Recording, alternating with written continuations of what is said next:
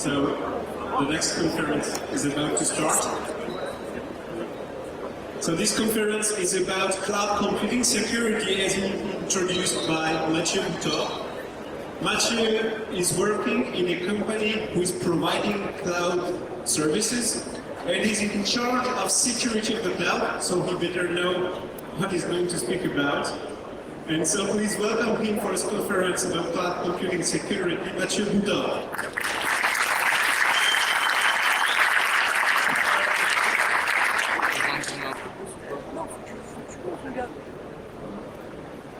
Bonjour à tous. Donc on va parler un peu de sécurité du cloud computing et on va surtout voir autour de la sécurité du cloud computing ce qui peut arriver à toutes les data qu'on les mette sur un système de cloud computing. Donc on va d'abord faire un petit point sur le cloud computing, qu'est-ce que c'est, parce que peut-être que tout le monde n'a pas forcément des idées très à plat là-dessus. Et puis on va s'occuper un peu des infrastructures as a service. Et en particulier des data qu'elles hébergent, et voir quelques petits trucs marrants qu'on peut faire sur ce type d'infrastructure. Donc le cloud computing, ça va se diviser en trois catégories de as a service. Donc une couche assez basse qui va être l'infrastructure, où là typiquement on met de la VM. Typiquement on a besoin de sysadmin pour s'occuper un peu de ces VM. Derrière on fait de la plateforme as a service. Là, typiquement, vous mettez votre PHP, votre MySQL, vous n'avez plus à vous soucier un peu de ce qui se passe en dessous, et tout est beau, tout est joli. Pour finir sur du software, là, typiquement, c'est quand vous loguez sur Google, vous avez un certain nombre de software as a service, vous pouvez faire un classeur Excel, écrire un mail. En fait, il vous donne un software en mode cloud.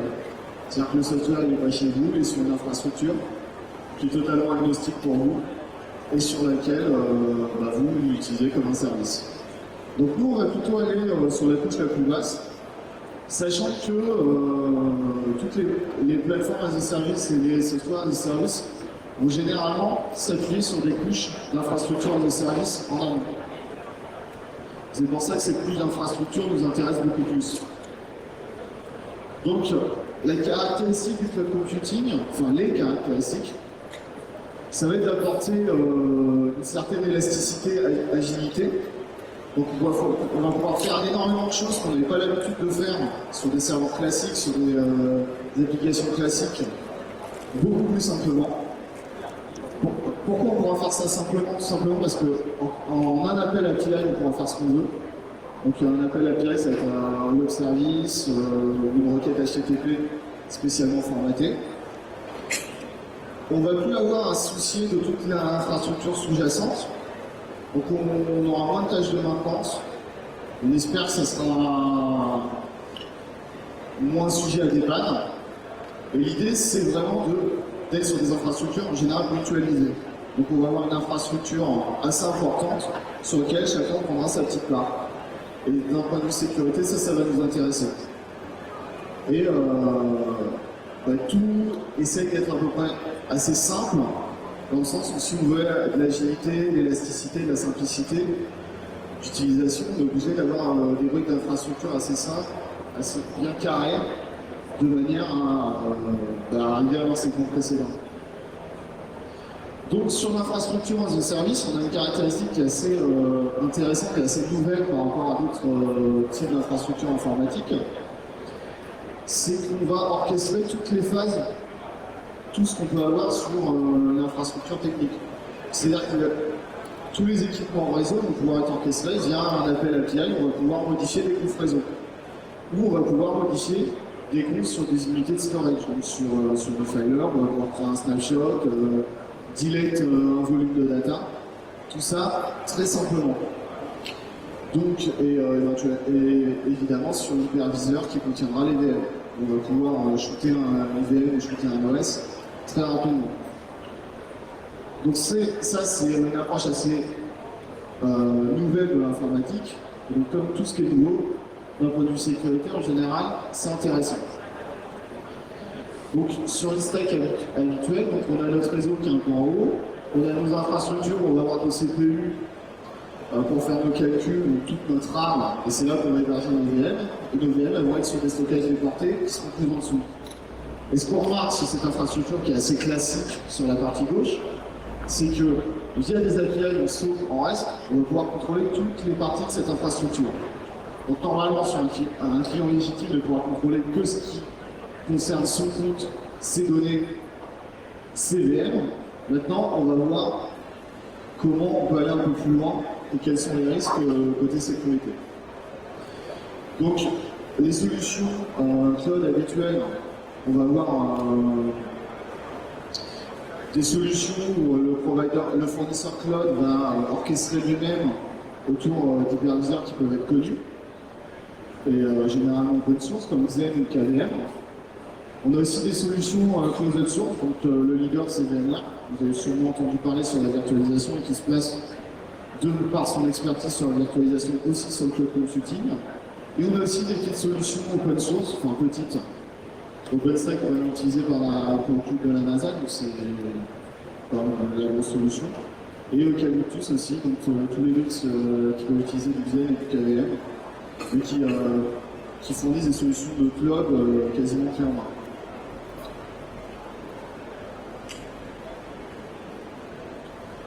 Donc, du point de vue d'un hacker, on peut avoir plusieurs tentations d'attaquer un système de cloud computing. La première tentation, c'est la première tentation du hacker, donc si on revient sur Captain Kirk, c'est du phreaking, c'est-à-dire utiliser des ressources potentiellement énormes pour gratuit. Ça, on ne va pas en parler trop sur cette conférence, mais c'est une motivation de quelqu'un qui va hacker un système de cloud computing. Deuxième motivation sur laquelle on va tous se focaliser aujourd'hui, ça veut dire énormément de monde qui met énormément de données très intéressantes sur leurs infrastructures de cloud computing. Pourquoi le hacker n'en profiterait pas, le hacker? Donc c'est surtout sur ce point-là qu'on va s'orienter aujourd'hui. Et on pourra aussi avoir une autre motivation qui serait tout simplement de profiter des VM d'un autre utilisateur, par exemple sur des problématiques type defacing, qui ne sont pas forcément énormément traitées aujourd'hui. Donc, comment est exposée une plateforme de cloud computing? Elle est tout simplement attaquable depuis Internet. Donc, depuis Internet, on va avoir accès forcément à la tête de réseau, donc on va avoir accès à un certain nombre de VM. Plus ou moins chiffré selon les cas, selon la façon dont la personne aura configuré ses VM. Donc en général, on aura quand même une surface d'attaque qui est assez limitée, vu qu'en standard, le fournisseur de computing proposera un service de firewalling. On peut partir du principe qu'il sera au moins partiellement utilisé. Et on n'aura pas forcément énormément de menaces spécifiques au cloud. L'autre point d'entrée, c'est pas s'attaquer directement au VM, mais de s'attaquer à toutes ces couches de web services API qui permettent de contrôler les VM. Donc là, on s'attaque à la partie administration, qui est généralement aussi accessible via Internet, qui est normalement relativement bien sécurisée, mais qui nous intéresse énormément parce qu'elle permet d'accéder vraiment à toutes les fonctionnalités d'administration de la plateforme. Après, on a une autre typologie d'attaque, c'est de se dire, sur une plateforme de cloud publique, n'importe qui pourra, pour quelques euros, prendre une VM pour quelques heures. Donc on peut se dire, quitte à vouloir attaquer la VM d'à côté, autant être directement sur le système de cloud computing dans une VM. Ça a l'air beaucoup plus simple. On est forcément un peu plus proche de notre victime. Et donc, on espère avoir moins de couches de sécurité entre nous et la victime de l'attaque. Vu qu'on est sur de la VM, on va avoir un Linux standard, on pourra mettre à peu près tous les outils à notre disposition en place sur la VM. Vu qu'on maîtrise l'OS, On pourra même éventuellement faire certains types d'attaques avec le hardware qui sont mis sur certaines solutions d'hyperviseur du fait d'être mis sur les VM. Donc, par contre, cette approche est limitée à des clouds publics.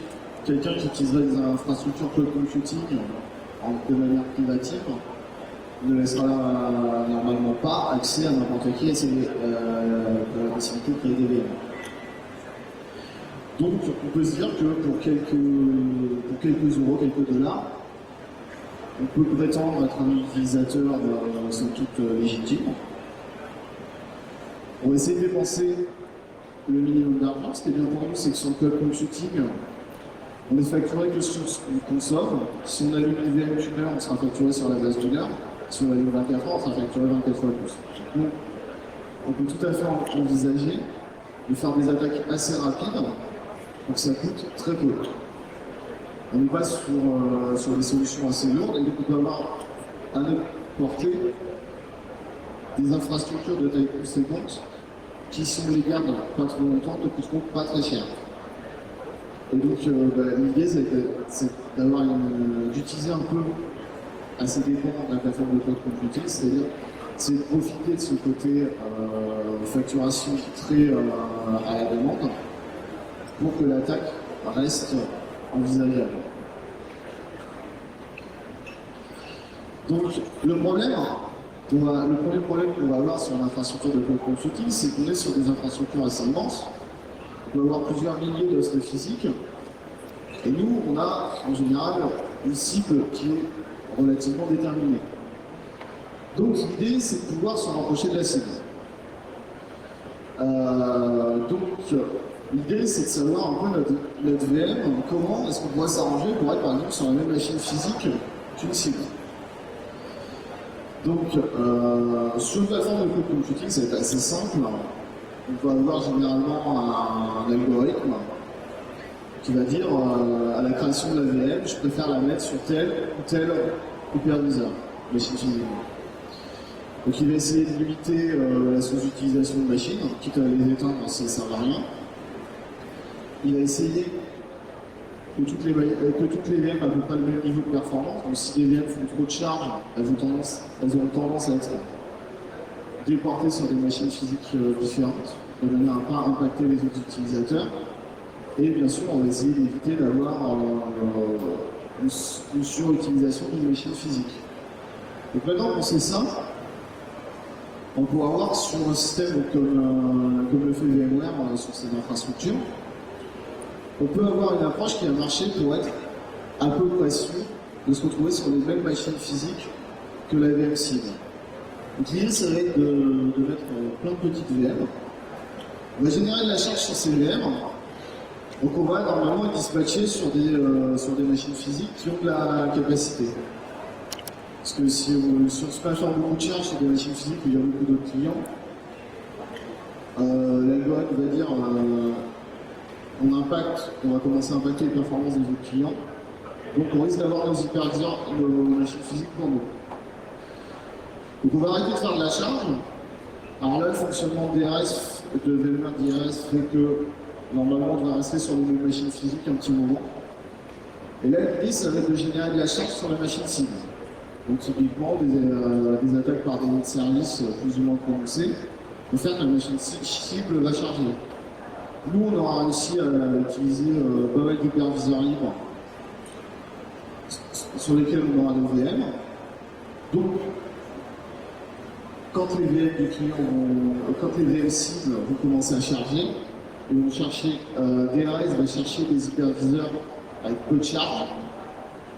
Vu que nous, on a arrêté de faire de la charge sur les hyperviseurs qui étaient à peu près vides au moment où on a commencé à les utiliser, la VM va sûrement être migrée sur un des hyperviseurs de nous. Donc c'est comme ça qu'on va réussir à se rapprocher de notre VM cible. Et au final, on a quand même besoin de lancer pas mal de petites VM. Mais vu que ça va coûter globalement le même prix de lancer 10 VM pendant 1 heure que 1 VM pendant 10 heures, ça ne va pas forcément coûter très cher comme attaque. Donc c'est une attaque qui est tout à fait envisageable, mais sur des grosses infrastructures.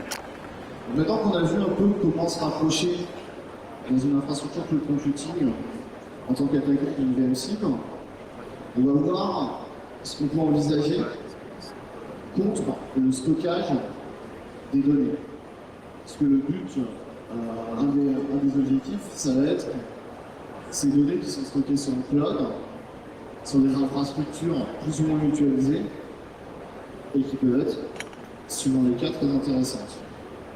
Donc, en général, les données vont être centralisées sur des gros NAS ou des gros SAN. L'idée, c'est d'avoir de la performance, mais on ne peut pas avoir un équipement performant par client, ce serait pas rentable. Donc on a une centralisation. Et donc en général, on aura un format de disque dur virtuel qui sera utilisé par la VM. Donc sur du VMware, ça va être du VMDK. Sur du QEMU, en général, on va utiliser les formats QED. Et sur Hyper-V, bah oups. On a aussi des fois des file systems spécialisés. Donc par exemple sur VMware, on va mettre un VMDK sur un système VMFS.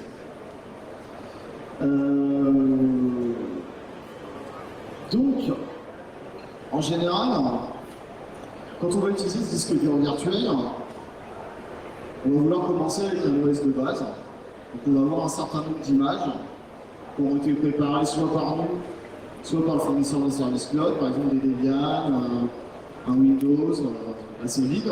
On dérivera toujours de ces mêmes images. Si vous devez dupliquer des images de 10 Go à chaque création de VM, ça prendrait du temps. Beaucoup de temps, si on traite plusieurs VM en même temps. Et on a besoin aussi de pouvoir faire des sauvegardes assez simples. Donc c'est pour ça qu'en général, on aura toujours accès à un système de snapshot. Donc le principe, ça va être qu'on va avoir un disque à un instant T, qu'on va passer en read-only. Donc on va créer des snapshots. On va dire que ce disque est une sorte de master, et toutes les nouvelles écritures vont être effectuées sur un nouveau disque. Donc quelque part, on a passé l'ancien disque en read-only, on passe les écritures sur un nouvel espace de stockage. Donc si on fait une lecture, on essaie de la faire sur le nouveau disque. Si ça n'existe pas, on retourne sur l'ancien disque puisqu'on a déjà toutes les anciennes données. Et donc en fait, on va faire énormément de lectures sur l'ancien disque. Il n'y a que les données qui ont été requêtes qui seront lues sur le nouveau disque. Donc ce système de snapshot va permettre de dupliquer rapidement des disques durs, de créer rapidement des points de sauvegarde. Donc c'est une technologie qui va être énormément utilisée sur l'infrastructure cloud. Maintenant, nous, on va voir d'un point de vue sécurité ce qui peut être intéressant. Donc on peut se dire, il y a une notion de lien de fichier. C'est-à-dire que le nouveau disque a ce qu'on appelle un ancêtre, qui est l'ancien disque en lecture seule. On pourrait se dire, ce serait quand même assez intéressant de pouvoir changer la valeur de l'ancêtre. Parce que quelque part, si on dit, au lieu de lire nos données, de lire les données du voisin, on a réussi à piquer les données du voisin. Donc l'approche, ça va être d'essayer de changer cet ancêtre, faire une restauration du snapshot, d'avoir un volume qui représente justement des nouvelles écritures sur cet ancien disque. Et donc de lire, évidemment, nous on ne va pas écrire, on ne va pas écrire sur les données qu'on veut lire, on va juste essayer, on va juste lire le contenu auquel on a besoin d'avoir accès, de manière à faire un livre de latin. Donc sur QEMU, KVM, c'est assez simple de mettre un peu n'importe quoi comme ancêtre. Donc par exemple, on peut mettre un fichier TC password comme ancien disque. Ça marche. Donc là, si on regarde, on crée un nouveau disque en disant que donc -B, que l'ancêtre, que ce disque est en fait un snapshot de TC password. Donc on voit bien que dans notre fichier QED à l'intérieur de la structure, on a bien le TC password qui est linké. Donc on n'a pas fait une copie de TC password, on a juste un lien dans la structure QED. Et si on en fait un volume, donc on va le convertir en format RAW par exemple, et juste un volume octet par octet, bah ça y est, notre volume il contient le TC password. Donc là on a lu que les 3 premières lignes sur le FreeBSD, Là, à la suite, on a tous les users qui peuvent être présents dans le TC Password. Donc, quelque part, on a réussi sur du QEMU KVM, on arrive à forger des images disques qui, via les fonctionnalités snapshot, permettront de lire à peu près n'importe quel fichier qui sera lisible au moment de la création d'images disques. Sachant que c'est un lien, on peut forger cette image chez nous, l'envoyer sur une plateforme de cloud computing. Le fichier qui sera lu sera le fichier côté plateforme de cloud computing. Donc on arrive à faire de l'inclusion de fichiers et donc on arrive à exporter des données. Maintenant on va voir ce qu'il en est côté VMware.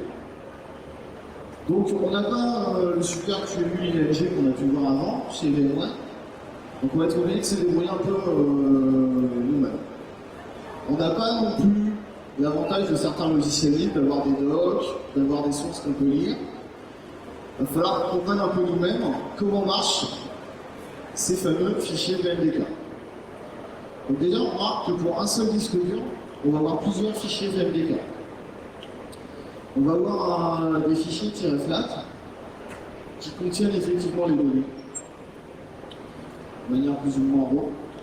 Ils peuvent être remplacés dans certains cas, pour des espaces. Et puis on a un premier VMDK qui est un fichier texte qui contient des informations et qui en plus inclut des références au fichier flat. Donc un fichier VMDK standard, ça va ressembler à ça. Donc on va avoir un header de version. On va spécifier que c'est sur une couche VMFS. Et donc on va avoir une liste d'extents. Donc si on crée un snapshot, on va revenir sur l'aspect théorique des snapshots qu'on avait vu. Le premier extant va passer éventuellement en read-only. Et donc on aura un deuxième extant en read-write. Donc ce qu'on remarque, c'est que la taille de l'extant correspond à la taille du disque, au nombre de clusters vu côté VM. Puis on a derrière quelques informations sur comment présenter le disque et sur quel type d'adaptateur à destination plus de l'hyperviseur. Donc nous, ce qui va nous intéresser vraiment, c'est cette partie extant. Puisque là, on voit clairement un lien vers un fichier qui est sur le file system. Donc on va avoir envie, évidemment, de modifier cette extant. Et là, mauvaise nouvelle. On essaie d'inclure au TC Password comme on l'a fait tout à l'heure chez QEMU, marche pas. On essaie d'inclure d'autres fichiers VMDK mais qui ne sont pas à nous, qui n'ont rien à voir avec ce VMDK à la base, le fichier du client d'à côté. Ça par contre ça marche. Sympathique. Donc ce qui prouve bien que le flat.vmdk est uniquement des données raw sans aucune intelligence, puisqu'on peut l'inclure. Il ne va jamais faire attention à savoir qui est-ce qu'il inclut. Et on peut aussi, chose plus amusante, inclure des fichiers GZIP. Donc on peut inclure des fichiers d'hyperviseur, récupérer des bootconf de l'hyperviseur, uniquement en envoyant via un fichier VMDK. Donc via un disque dur virtuel, on arrive à lire le contenu de l'hyperviseur qui est en dessous. Donc on est un peu dans le même cas que sur QEMU. On arrive via un disque dur qui est censé être utilisé uniquement par une VM, lire du contenu du host qui héberge cette VM. Donc, comment on va effectuer cette attaque? Très simplement, on va rajouter un extant. Alors là, on va le rajouter en read-write, il sera à la suite de notre premier fichier. Un peu comme si notre disque dur était splitté en deux disques physiques. Et donc là, on peut lire un autre fichier flat que l'autre. Bon là, il n'a pas le même nom, mais on peut mettre un peu ce qu'on veut tant que ça existe. Et là, on arrivera à avoir accès à ces données depuis notre VM. Et donc, comme on avait vu, on peut aussi lire des fichiers GZIP. Donc on peut lire certains fichiers GZIP sur le SX, et en particulier sur le XXI dans les dernières versions. On a un petit RGZ super sympa qui contient tout ce HETC, qui est mis dans un coin par des soucis de simplicité, parce que SX est une plateforme assez pensée un peu comme de l'embarqué. Donc on a toutes les comptes dans un RGZ, et au bout, on va avoir des archivages. Et donc nous, on arrive à lire toutes les comptes avec seulement celui, ce qui est assez sympathique. Donc ça, c'est la bonne nouvelle. Donc on a accès à la fin de notre disque. Donc, grosso modo, on va faire un DD sur notre disque. On va skipper tout ce qui est notre partition système, parce que ça, c'est nos données où on n'a un peu rien à faire. Et on va commencer à lire ce qu'on avait. Donc par exemple, notre petit RGZ qui est à la fin. Ça marche, on lit les infos. Très bien. On a quand même un petit problème. C'est que nos disques durs virtuels ils sont censés faire un certain nombre de clusters de 512 octets. Donc si on inclut un fichier GZIP, il va y rarement faire un multiple de 512 octets. Donc VMware ne nous laisse pas l'inclure.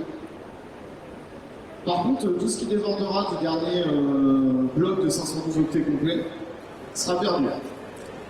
Donc on va devoir jouer un peu du GZ Recover, on risque de louper un nombre de fichiers, parce qu'il va nous manquer les derniers octets de l'archive. Sur les VMDK, on a un petit souci, c'est qu'il va falloir quand même deviner les fichiers inclus. C'est pas infaisable, mais ça nécessite de réfléchir quand même un peu en fonction de l'architecture cible, aux nommages, essayer de retrouver un peu les nommages de nos fichiers pour essayer d'inférer sur les fichiers ciblés. Donc dans ce qui nous intéresse, on voit qu'on arrive à faire quelque chose sur ces snapshots.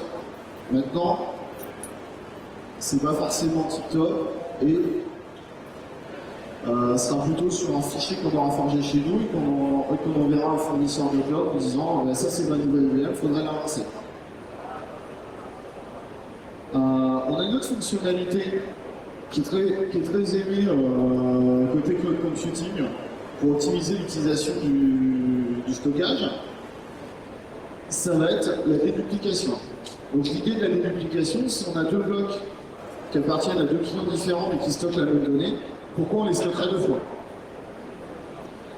Donc l'idée, c'est quand on voit deux blocs qui sont redondants, on vérifie qu'ils sont redondants, et on va stocker le premier, et le deuxième, on va dire que c'est un lien vers le premier. Le problème, c'est que si le bloc du deuxième client est réécrit alors que le bloc du premier client n'est pas réécrit, on va être obligé de refaire réellement l'écriture, on ne peut plus tricher.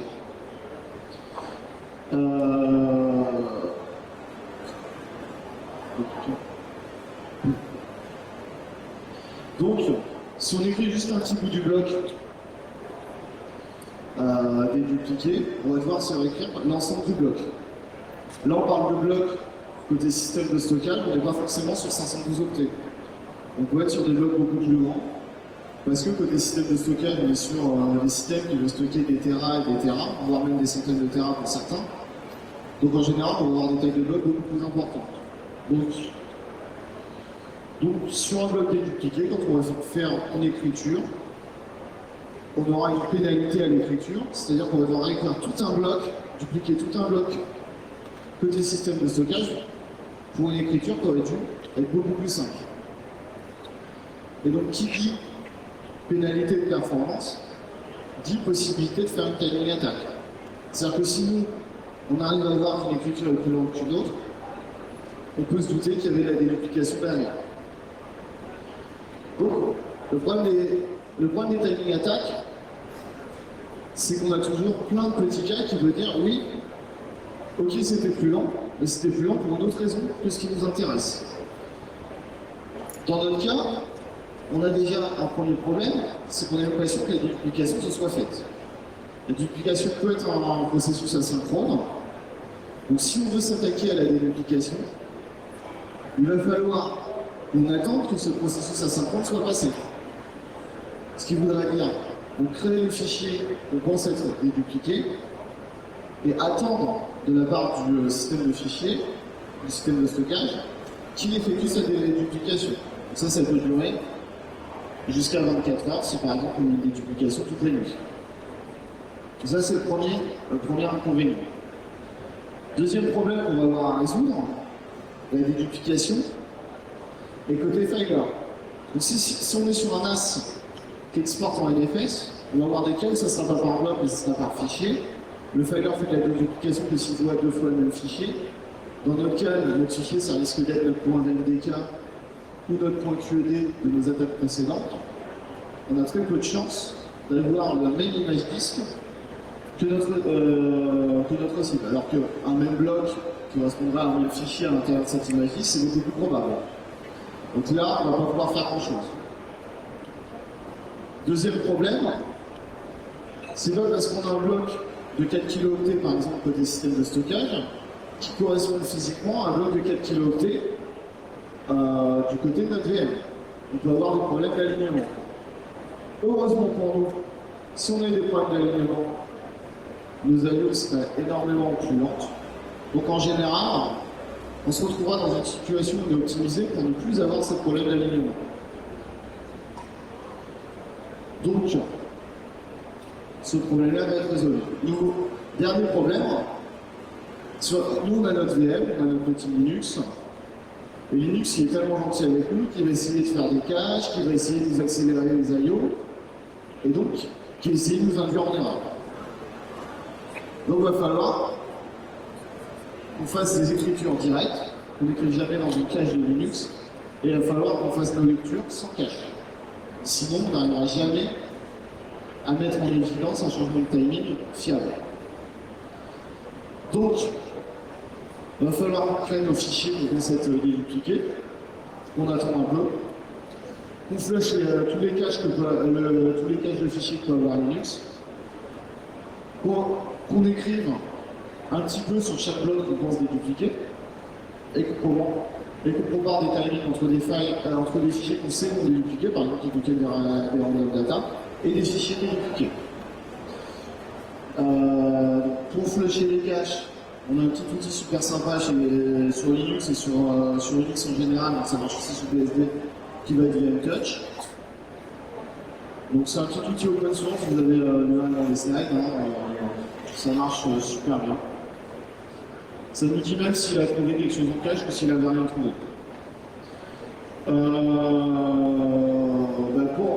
On va avoir besoin de faire des mesures assez précises. On ne pourra jamais pouvoir utiliser le petit script Python super simple.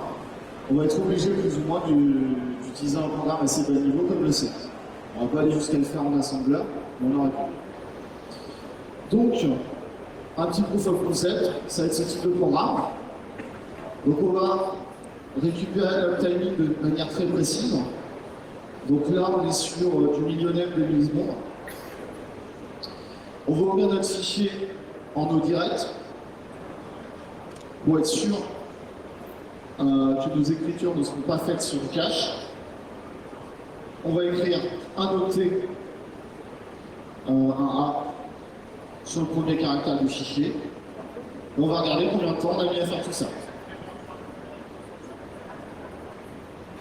Donc on va faire ça sur un ZFS.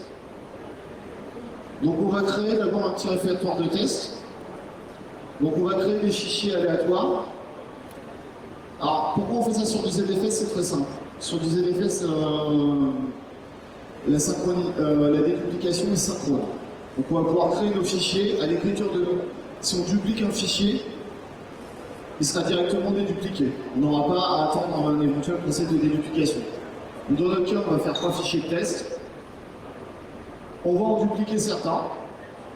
Donc le 1, on va le dupliquer. Donc là, il a directement été dédupliqué lors de l'écriture. Donc on l'a même dédupliqué 2 fois. Et puis, on a dupliqué le 3 une seule fois. Donc derrière, il va falloir qu'on flush le cache parce que là, on vient d'écrire les fichiers, alors là, on est sûr que c'est en cache. Donc là, on utilise notre petit VM Touch. Donc on va lui dire de flusher tous les caches dans notre répertoire de test. On nous dit bien qu'il les a trouvés, qu'il les a flushés. Et là, sur tous nos fichiers de test, on va lancer notre petit programme C qu'on a vu. Donc on voit le timing, c'est pas forcément super lisible, hein. Mais là on voit que sur le fichier 1, ça a été un peu plus lent que sur le fichier 2 qui n'était pas dédupliqué. Et on voit sur la suite, alors là sur un fichier qui vient d'être, donc qui avait été dédupliqué, et qu'on a donc modification, donc le fichier n'était plus dédupliqué, donc on a dû faire une écriture. On voit bien que ZFS il a un peu triché avec nous, il a écrit son écriture quelque part dans un cache, parce que juste derrière on se prend une énorme pénalité en temps d'écriture. Donc là, on met en évidence qu'on a bien notre ZFS configuré avec de la déduplication, puisqu'on voit bien cette pénalité à l'écriture. Alors, on est uniquement sur du proof of concept, hein. Il faut bien voir qu'on a écrit que en début de fichier, c'est pas forcément la meilleure idée du monde, hein. Parce que sur du gros fichier, il faudrait mieux le faire tous les blocs.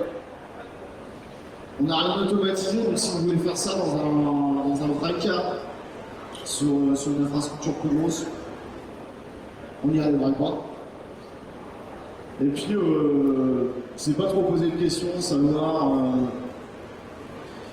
quelle était vraiment la taille de bloc, par exemple, côté ZFS, et qu'on écrivait sur le début. Bon. Et si on voulait vraiment écrire sur tous les blocs, automatisés, on serait obligé d'avoir cette première phase, essayer de savoir quelle était la réelle taille de bloc utilisée par la déduplication. Donc, si on voulait se protéger de ce type d'attaque, qu'est-ce qu'on peut faire avec ce type d'attaque? On peut voir que la VM d'à côté, par exemple, elle a encore un Apache d'ancienne version, sur lequel on sait qu'il y a une vulnérabilité. Si on a des fichiers dédupliqués sur des versions pas à jour, c'est-à-dire qu'on sait que sur le cloud, on ne sait pas tout à fait physiquement où elles sont. On sait que par exemple, sur le même filer que nous, en tout cas, sur le même boot filer que nous, on met en évidence qu'on a des gens qui ne sont pas patchés. Éventuellement, si on a perdu des datas, qu'on a un soupçon sur notre voisin, on peut mettre en évidence que si nos blocs de data à nous sont dédupliqués, alors qu'on les a qu'une seule fois chez nous, c'est qu'ils sont aussi à côté. C'est pas forcément limité à la VM. C'est-à-dire que, généralement, les serveurs physiques qui hébergent les VM vont aussi avoir des données sur les mêmes systèmes de stockage. Donc, on peut aussi essayer de trouver des cibles côté système de stockage. Enfin, côté cloud provider. Il n'y a qu'une seule contre-mesure qui paraît efficace contre ce type d'attaque, ça va être de chiffrer toutes nos données, tout ce qu'on peut chiffrer, de manière à ce qu'on ait des données chiffrées avec des clés différentes de nos voisins. Et donc là, on n'a plus aucune raison d'être dédupliqué, puisqu'on n'a plus aucune raison que d'avoir des blocs identiques aux blocs de nos voisins. Alors, on pourrait essayer d'aller un peu plus loin et de se dire, si on arrive à faire croire que des données que les gens n'ont pas encore écrites sont déjà dupliquées, on arrête. Et que, comme de par hasard, ces données dans notre version déjà dédupliquées sont backdoorées, on arrive à faire écrire des backdoors aux clients. Donc on va avoir quand même quelques difficultés sur cette approche. C'est qu'en général, soit on a des algorithmes weak, qui seraient très intéressants de cette attaque. En général, on peut avoir des comparaisons bit-à-bit des données avant des duplications. Par exemple, c'est ce qu'on fait une étape dans un algorithme qui est très rapide mais très mauvais. Et derrière, ils font une comparaison bit-à-bit. Sur des FS, c'est le contraire. Ils mettent un peu de temps à l'écriture parce qu'ils font de la ES256 dans tous les sens. Ils font même du char. Tu distribues du char 256. Et donc, ça va être difficile de trouver les collisions. Donc, par contre, si on voit sur l'exemple par exemple de l'étape qu'on voyait juste avant, On a une checksum qui est relativement faible, donc c'est assez facile de générer des collisions. C'est assez facile de faire croire à des collisions qui nécessiteront des comparaisons dynamiques qui vont être beaucoup plus lourdes côté système de stockage. Donc là, on a une possibilité assez importante d'attaque par délit de service. On pourrait générer plein de fausses demandes de déduplication. Et là, rien que le fait de vérifier que chaque demande est une non viable pour une déduplication va générer une charge assez importante sur le système de stockage. Et si on charge le système de stockage qui est juste derrière les VM, forcément on charge les VM qui essayent d'accéder à leurs données sur le système de stockage. Donc là on a un délit de service qui doit assez bien marcher. Donc niveau solution, il n'y a pas forcément énormément de... Ce qu'on a eu, c'est que le cloud a porté pas mal de risques. On voit bien qu'on a des risques qui sont différents d'infrastructures non cloud computing, on va dire, d'infrastructures un peu plus conventionnelles. Donc, ça veut dire que côté fournisseur de cloud, il faut s'attendre, il faut que les personnes côté fournisseur de cloud aient un sens un peu plus aigu de la sécurité, puisque ces nouvelles attaques montrent qu'il y a bien des nouveaux risques sur les infrastructures de cloud. Il n'y a pas 50 solutions. C'est pas mettre ses billes sur un cloud où on ne sait pas vraiment ce qui se passe côté sécu, où il n'y a pas forcément une politique d'audit, on ne sait pas vraiment comment c'est géré. Il n'y a pas énormément de solutions autres que du bon sens. Côté client, il ne faut pas oublier que le cloud, c'est juste une solution d'infrastructure. Ce n'est pas la solution à tous les problèmes. Donc c'est pas parce qu'on est sur une solution cloud qu'il ne faut pas laisser ces données non chiffrées. Aujourd'hui, on a tendance de plus en plus à chiffrer nos laptops parce qu'on sait très bien que des données non chiffrées sur un laptop, c'est une énorme source de fuite de données. Par contre, quand on confie nos données à n'importe qui, n'importe quel fournisseur, en général, on ne les chiffre pas. Alors qu'en général, on confie plus souvent ces données à quelqu'un qu'on ne connaît pas que son portable.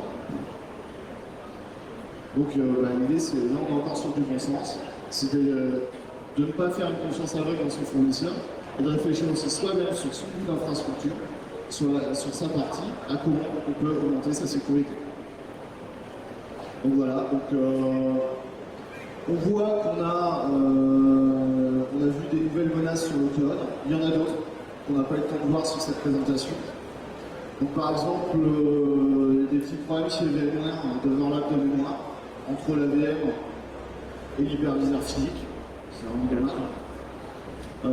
Xen, ils ont eu quelques soucis récemment, là, ça a été patché avec certaines instructions Intel sur l'instruction 6.net. C'est pareil, c'était pas très bien géré. Voilà.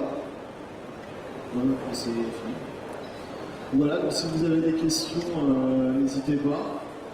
J'ai peut-être un peu débordé, donc au pire, on peut faire des questions autour d'une bière un peu plus tard. Voilà.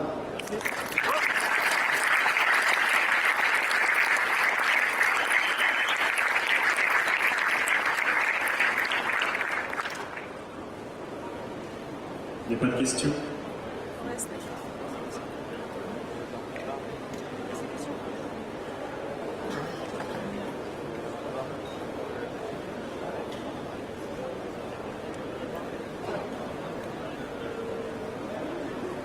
Thank you, Mathieu, for this conference.